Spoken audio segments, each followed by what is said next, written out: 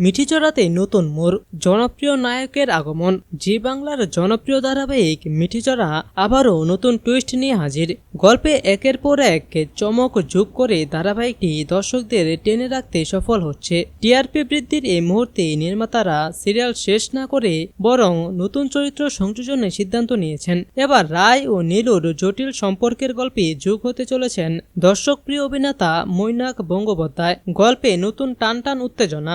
নীলুর ষড়যন্ত্রে অনির্বাণ এখন জেলে বন্দী।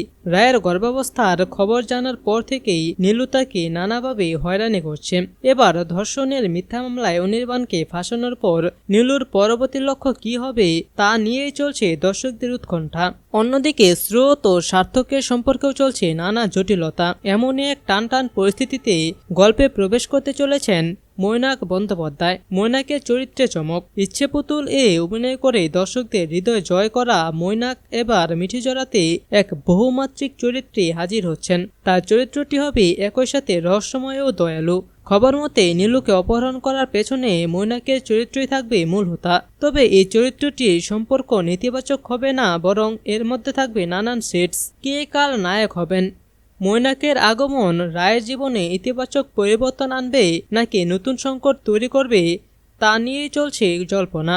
সবচেয়ে বড় প্রশ্ন, তিনি কার জীবনে নায়ক হিসেবে আবির্ভূত হবেন, রায় নাকি নীলু? এর রহস্য উদ্ঘাটন করতেই দর্শকদের অপেক্ষা। নির্মাতারা ইঙ্গিত দিয়েছেন মৈনাকের চরিত্র গল্পে এমন কিছু অপ্রত্যাশিত মোড় দেবে যা দর্শকদের অবাক করে দেবে। মিঠিচড়ার এই নতুন অধ্যায় শুরু হতে চলেছে খুবই শীঘ্রই।